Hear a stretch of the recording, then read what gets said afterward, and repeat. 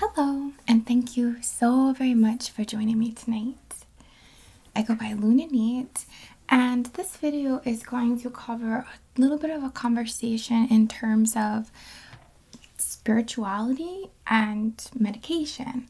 Specifically, what I'm going to be talking about is more of like medication that we might take if we are depressed or anxious or those kind of things. Right away, those kind of experiences, I should say. Right away, though, I want to obviously clear up, I'm not a doctor. I'm not trained in any of these kind of chemicals or super knowledgeable about the difference between like one medication and another. I'm speaking about an energy and spiritual perspective. So for those who can't wait to call me out for some pseudoscience crap, this is spiritual, okay? I'm not claiming this as science. I'm offering this as some kind of support to those who resonate with it, okay? So just to be clear. We're also going to be pulling some cards and hopefully support you through a pick a card style reading to hopefully give you a little more perspective or guidance or insight or anything which might be going on to serve you as an individual. But I work with people quite often who discuss with me they either want to chat about how I feel about medication and spirituality, or I have some beautiful, kind souls that I work with who are in Reiki training, either Reiki 1, 2, or 3, and maybe they're on medication and it's difficult for them, or they feel like it's difficult sometimes for them to connect. So I'm just sharing here my perspective, right? Okay, sorry. I don't want to get called out for like some BS, right? But essentially, from an energy worker perspective, how many times am I going to say that? When our energy is in a top-heavy state, and what I mean by that, in my practice, I rely very heavily on the chakras. They are a very helpful guide for me to see, or perhaps see, it's always the individual who makes the call, of course, but for me to lend some perspective or to provide an energy reading that can help to discern if we're balanced, I see the chakra states as either aligned, hyperactive, or under-energized. I know I've shared this before on Instagram and Facebook, I want to say, and of course in Patreon and that.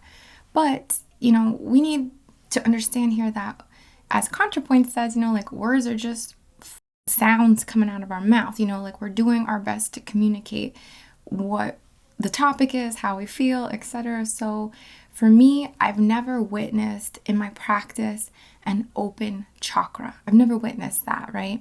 I've only witnessed balanced, hyper-energized, and under-energized. But there are other practitioners who might have seen open chakras or might just associate open chakra with balanced chakra, like I feel like our chakras can become activated, but I've never seen one open. A truly open heart chakra, in that state, if I had a truly open heart chakra and someone came in here to murder me and rob my camera, I don't know, I would rather lay down and die than fight someone back and potentially cause harm to another. Or I would give them, everything, so I guess what I'm trying to say is like, here in the West, at least, perhaps, or maybe it's New York or whatever, open chakras from my perspective are like this monk level, spiritually divine. I've been working on this for probably lifetimes, and this is the state, right? It's not, forgive me for saying this, it's not quite practical in this day and age, or at least where I am in my society, I'm in the States, whatever, like Western society. It's from my perspective, and of course the words that make sense to me, I've never witnessed open.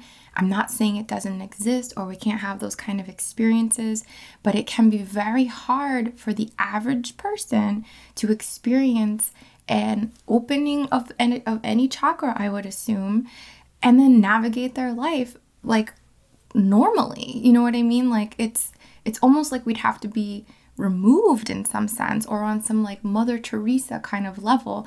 And most of us are just not there, right? I'm not trying to criticize anyone. I'm quite human too. I am a mix of good and bad, just like you are. So just to put that into context, right? Because I think that needs some explaining as we continue. Again, when they're not in alignment, I find them in either a hyper-energized state or an under-energized state. And it's at this point that I can say to a client or a friend or myself and say, hey, from my perspective, I'm picking up that this chakra is hyper-energized. And big deal, even that I'm not attached to. But here's where it comes in, right? And this is how you might be feeling. And this is what we commonly see when this chakra is in a hyper-energized state, because it's going to result feeling quite differently if it's in a hyper-energized state versus a lower energized state, okay? So I have to just start there. So typically when we have a lot of anxiety, depression, suicidal thoughts, intrusive thoughts, hearing voices even, that realm of mental discord, if I may say, and I say with respect, of course, typically what we find here on the table or when we're doing an energy reading is that the upper chakra areas are hyper energized. It might be one or two, it might be a combination, it might be all three. And what I mean by upper is the heart is the center chakra, and then we have the throat, third eye, and crown as the upper chakras, and the solar, sacral, and root as the lower chakras, okay? Typically, in that state, we're in a state of escaping. It's a hyper-energized state, and we don't want to be here. It doesn't make sense here. What the hell? People are suffering. Animals are being abused. I have to pay freaking taxes. Like, what is this freaking reality here, right? Like, it's hard to connect. So it's almost like we could imagine or visualize energetically we're radiating almost out of our body, you know? We're in this kind of other realm, you can say. You know, I'm being a little dramatic here, but I hope you're able to read between what I'm trying to say. I'm sorry, I'm a little tongue-tied today. So, a medication essentially will put a ceiling over that energy. I don't know how. I'm not a chemist, right?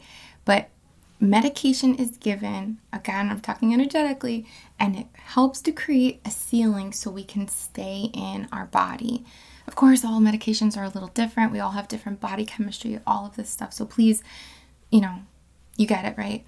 But we might feel, if we are spiritually connected or if we are trying to connect spiritually, that we feel a little numb from that spiritual connection because now we have this almost chemical block on how we were like hanging out up here and like I want to escape, or I want to, smoke weed all day, or I want to sleep all day, or I'm depressed and I can't get out of bed, or I'm anxious, or I'm visualizing all these different experiences, or I'm making up these different scenarios, or whatever it is, or I'm hearing these thoughts, or these thoughts are quite intrusive and overwhelming. So everyone's different. I'm just trying to give you guys perspective, right? So the fact that this chemical block comes in, it's helpful, right? Some of us need it. There's absolutely no judgment. I would never encourage someone to get off their medicine before they are ready and they're working with a doctor to do so. And maybe they never want to, and that's okay too, I'm just saying that because sometimes those are the conversations as well. Well, I'd like to get off this. What would you suggest? I'm working with my doctor. What would you suggest from an energetic point of view? Okay. So another thing to keep in mind as well, right? Some of these medications make us numb in other ways as well, right? Like our physical intimacy might have a difference now because we're taking some kind of medication, which can make us physically more numb, right? So those of you who know what I'm talking about, you know what I'm talking about, right? So, however, I just want to clear the air here.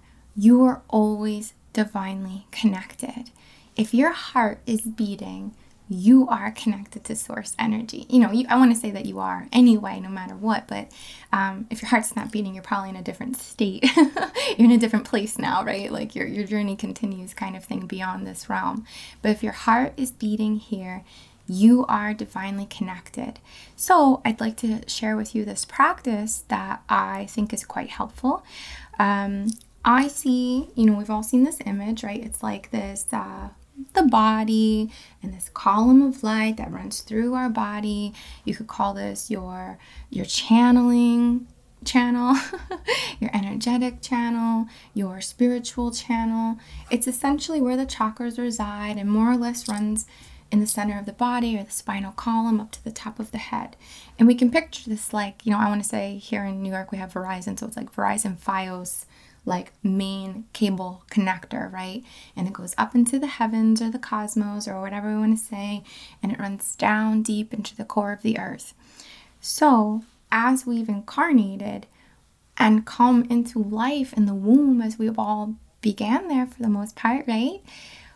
The first portal, I hope I'm not making you guys crazy. The first portal that becomes activated, that we essentially come through, from my opinion, is the heart. It's the first viable, like, you know, of course there's blood tests and stuff to determine if we're pregnant, but when you hear the heartbeat, or when the doctor confirms the heartbeat, or they find it on the sonogram, you're pregnant, or an individual is pregnant. There is life. There's no brain, there's no eyes, there's like just barely some stuff forming, but the heartbeat is there.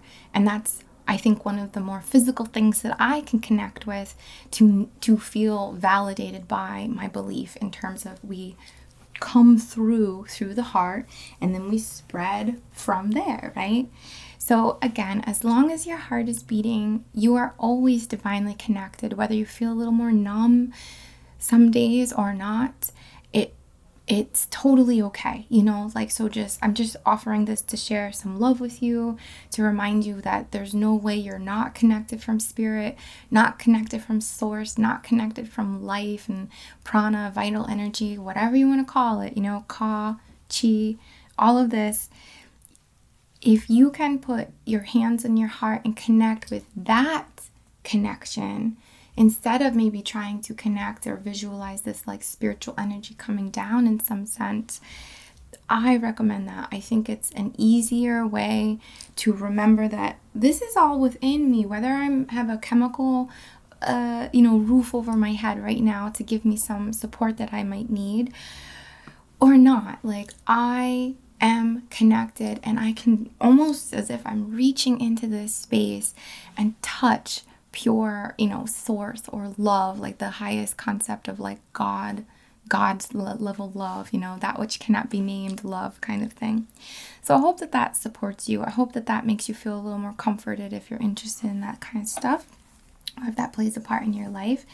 And we're going to set up a 3-card reading here as some guidance for the individuals who are looking for a little more, And, we could say this with like, I'm going to use weed as an example. It's probably not a great example though, because personally, I don't see anything wrong with using the ganj or whatever. I've never called it that before. Girl Scout cookies, blue cheese, whatever we've got, whatever our poison is. I don't feel like that ever inhibits me from connecting unless I'm abusing it. And I've definitely abused it in my life before when I was going through harder times, rougher times, and I needed it. And I'm saying abuse, I overdid it, it wasn't like, give me my fix, kind of thing. But essentially, I've used weed to numb myself before, intentionally. Like, I've been overwhelmed and I'm like, I need to get back to normal. I need to function today. I need to have some patience. I need to get out of my head.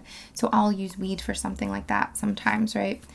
So again, this is why weed isn't a great example, because I do feel a spiritual connection with it.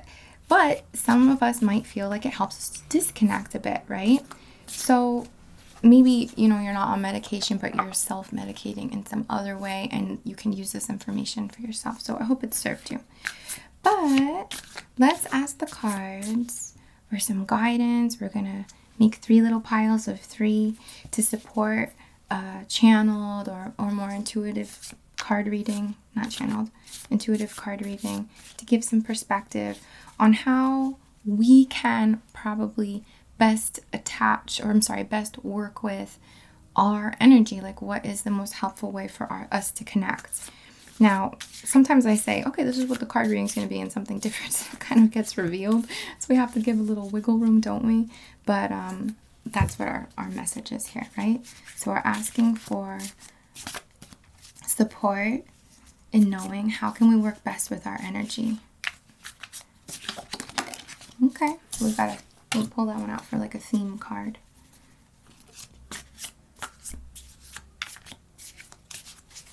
All right.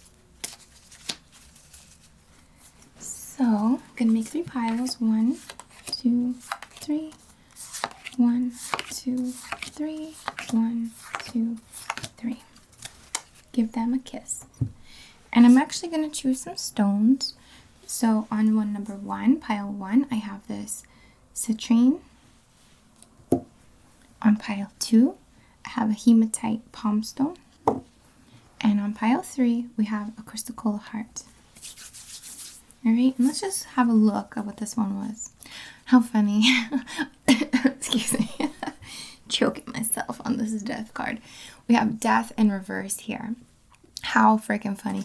This is the second time I've pulled death in reverse, or that death in reverse has popped out in the last 2 days, like yesterday and today. So it's just making me laugh, because even when I saw it, I was like, oh yeah. So death in reverse to me is a delay in crossing through the next door, a delay in crossing through to the next portal. So maybe some of us are feeling that way, or maybe that's kind of a bit of the theme here, isn't it? How will these cards give us some guidance as we choose respectively to assist with moving beyond that delay and crossing through to the next phase, the next development, the next whatever, right? Am I recording? Okay. All right. So citrine, let me just scoot these over. It's funny, when people come to my office, they're like, oh yeah, it's smaller. It's smaller than it looks. It's quite small in here. Citrine, very warm, very sunny. If you recall the pile 1, it is does not hold negative energy at all. You don't really need to clean it, although I still do. Treat it well, you know. Great for the solar plexus, but actually great for all of the chakra points. So if you were called to this, and especially if you don't know a lot about it, you might want to be working with your solar plexus, your personal energy, your will, your decision. I'm making this call. I'm not being a victim to circumstance or my past in any way. I'm making a choice to move forward and assert my will from a place of heart-based authenticity. All right. So we have the Prince of Swords, the Prince of Cups reversed, and the Two of Cups reversed. All right. Prince of Swords. Sorry, I do need to stare at them a little to let the messages start to come. I get the energy of someone who has a lot to say, is excited. It almost feels like a new actor, like someone who's about to take method, not even method, but like improv classes or something, you know?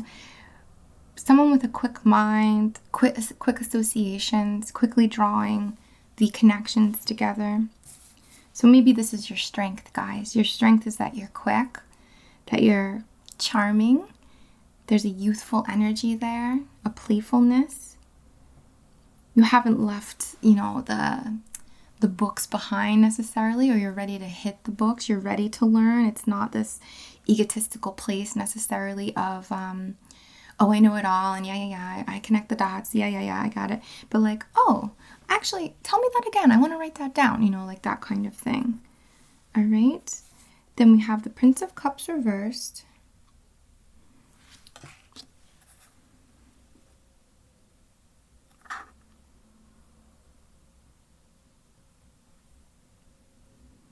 So this might be, some of you might be, this is so funny actually, because I don't know. I'll explain later, or I guess it's inappropriate. But anyway, this is also could be like Aquarian energy or tapping into your Aquarian mindset. If you would like to pull up your natal chart and find out what house Aquarius is in for you, and if there's any planets in that house, that might be another strength if you want to dig a little deeper. And part of your challenges here are you can be kind of secretive. You can be kind of spiteful.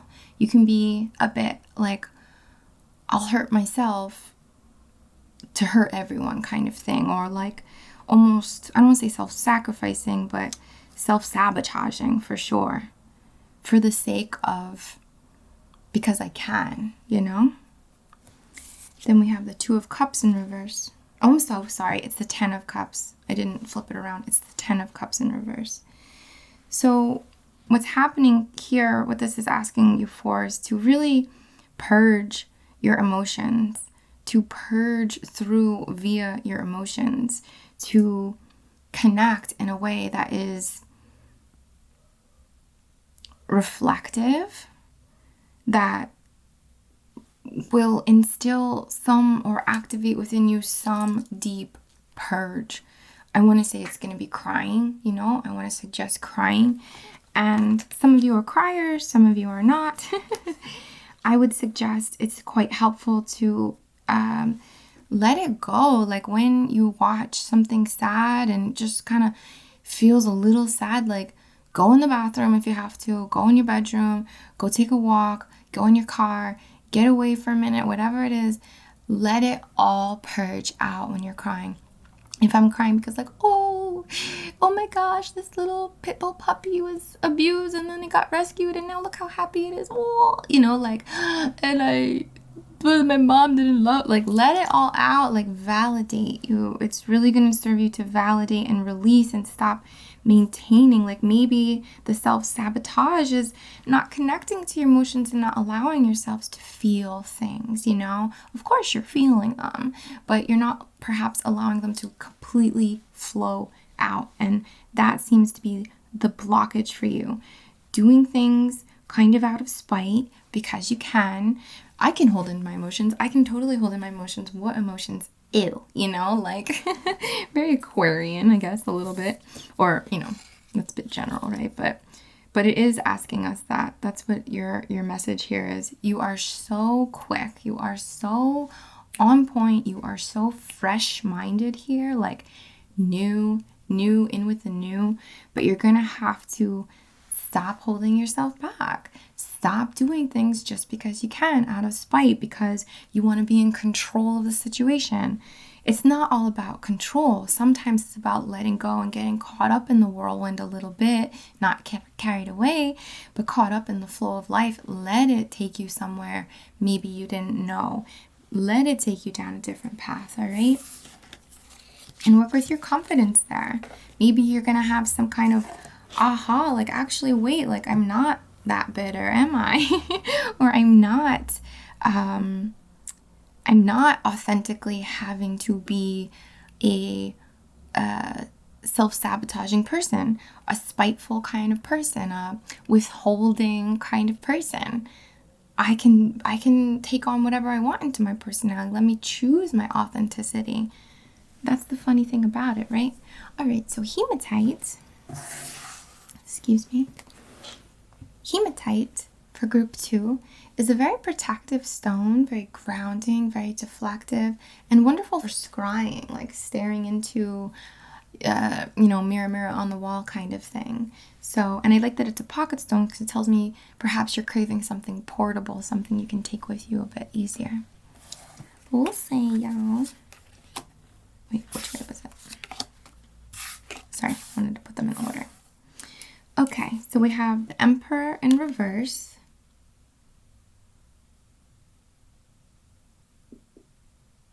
You might be feeling a bit overwhelmed. Let's start here. You're responsible for a lot, and you might feel very overwhelmed with all of this, whatever's going on in your life. You might feel like you have too much power sometimes, or you're in control of everything. And like, what fun is that, to be in control of be responsible rather. Control can be fun sometimes, of course, but being responsible for absolutely everything, being the overseer, the oversight. And you might feel quite tired. Like heavy, where's the crown kind of thing. And then we have 8 of Cups reversed. Feels like you're over it. You're over thinking about all the time you wasted. You're over chewing on the constant, and then I had to do this, and that didn't work out, and now I have to take this on, and all this time, what was I doing? How did I let this happen for so long? I've been in my job for 10 years, and I'm doing 20 people's jobs, it feels like, and I'm still not getting the rate. Like, you seem like you're over dwelling on the past. You're over the sorrow and the loss that you might have experienced or may have been feeling, which is great. Congratulations there. And then the 8 of Wands. Creating through something kind of weird, like you're being called to, or you're being asked to, or you may be called to rather, do something like a hidden talent, like a performance, like a skill that not many people know you have, to really cut your own path and go your own way.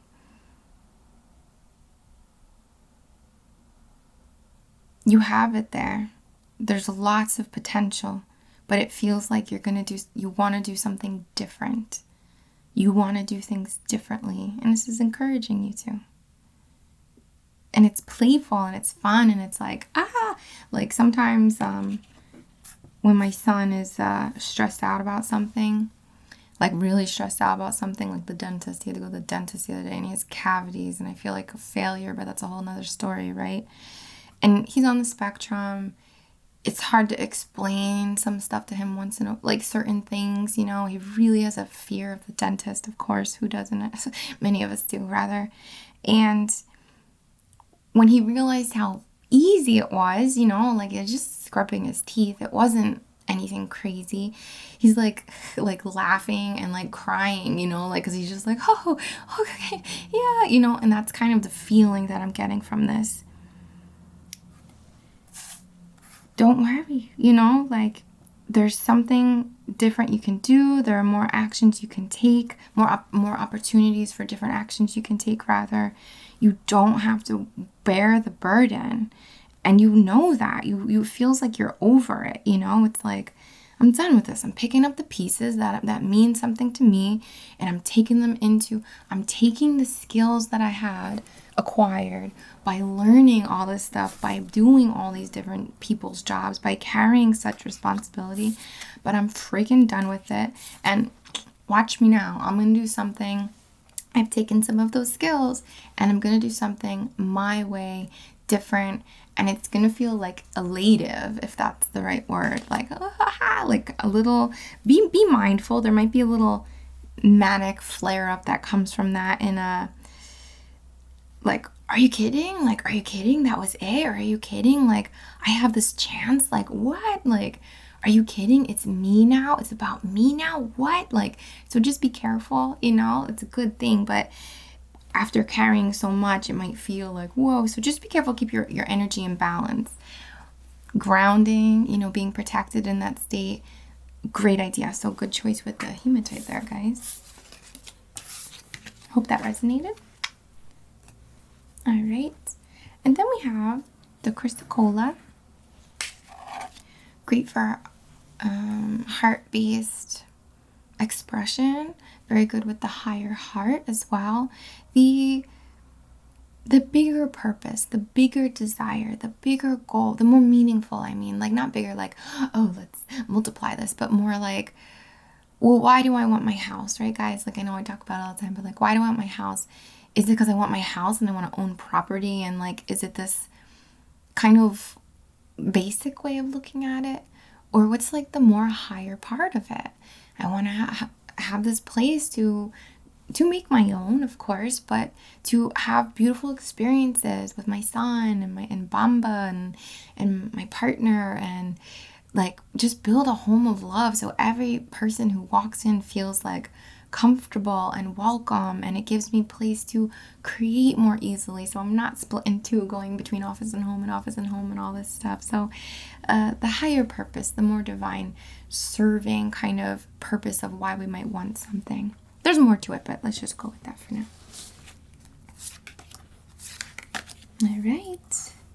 So you have the Magician in reverse, which makes me feel like you haven't fully embraced your tools or fully embraced your gifts yet. It's there for you. Like you maybe feel like it's missing, but it's there and it just needs to be embraced. It just needs to be applied. You just need to be ready for it. Like declare yourself ready. Then we have the Queen of Swords, Gemini energy. Very aware. There's something that you're going to either need to reflect on, or you have already reflected on it and you've learned from maybe a past relationship, but maybe someone else's relationship, like an inspiration, or like, oh yeah, that seems to be working for them, like that kind of thing. There's a guarded nature, I want to say. There's certainly a wisdom and a processing of it. But okay, let's start again. So it's like you're there, you have these tools, you have this power, but there's a delay for some reason for you connecting with it. You haven't embraced it yet, is my term. And you're learning something, you're upgrading something, you've witnessed or seen some kind of